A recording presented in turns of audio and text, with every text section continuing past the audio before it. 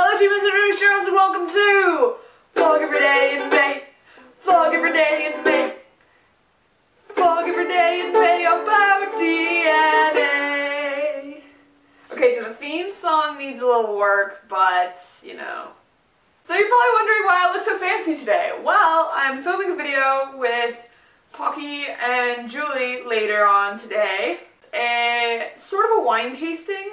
So that'll be interesting. That'll probably be up around Tuesday, if everything works out. Back to DNA, because DNA is fucking cool. Today we're going to talk about helices.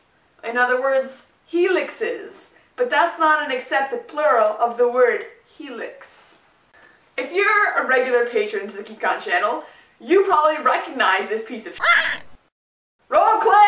I made that video maybe a month before Keep Calm was actually a thing. So we've been saying that since August 2010. So that's kind of a long time to be saying one line that remains to be the most hilarious thing ever. If you're a regular patron to science, you will realize that this is a left-handed helix, which isn't exactly correct for DNA.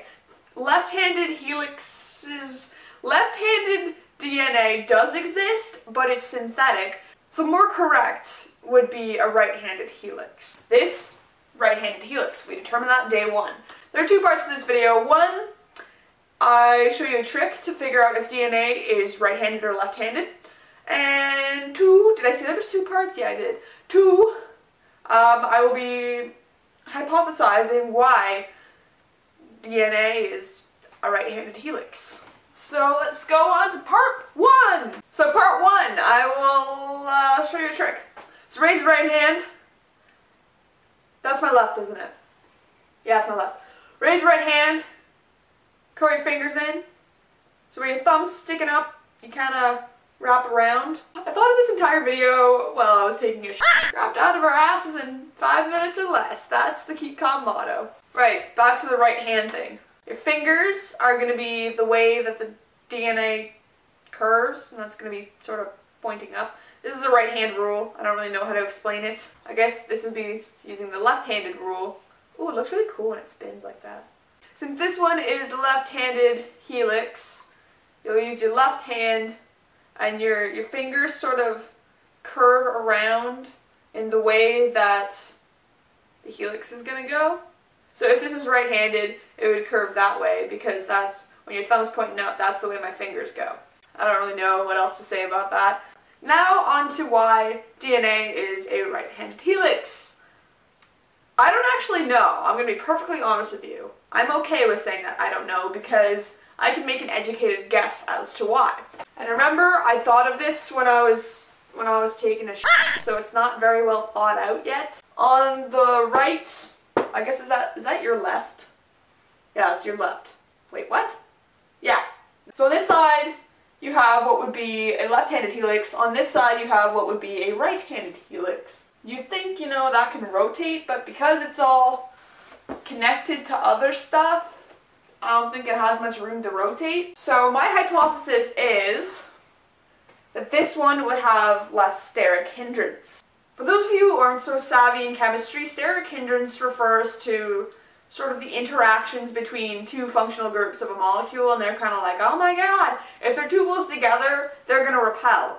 And they're going to be like, oh my god, because they got all hydrogens sticking out of everywhere, and those hydrogens are both charged the same way, so they're going to be like, oh, boom! It's like when you try to push two magnets together-ish. So I'm thinking with the right-handed helix, just the phosphate group will have just more room. I'd say that's why DNA is right-handed and synthetic DNA is left-handed. Say you have a molecule and one of the isomers has a lot of steric hindrance. You can still make that one with a lot of steric hindrance, it just won't occur naturally. That is my hypothesis. It may be complete bull. I'm quite proud of it actually for just pulling that out of my head right now. You know when you're brushing your teeth and you're just either really angry or crying, and so you're like, it's the most uncomfortable thing ever. Like, it's even more uncomfortable than paper cuts and the webbings of your fingers. Okay, no, that's way more uncomfortable. I don't even want to think about that. I can take more pain than the average person. This has actually been proven. I can't take paper cuts. I mean, people are always like, oh, damn it, I got a paper cut. Me, I'm like, I got a paper cut, take me to the hospital. Sedate me! So I really don't like paper cuts. Well, that was good for today, I think. There was some good science. There was some good talk. There was some thinking about paper cuts. I'm proud of this video. I'll see you guys tomorrow. Hopefully I'll improve by then. My hair looks disgusting today. I need to get a haircut because I have a mane of blonde on my head and I want to get rid of it.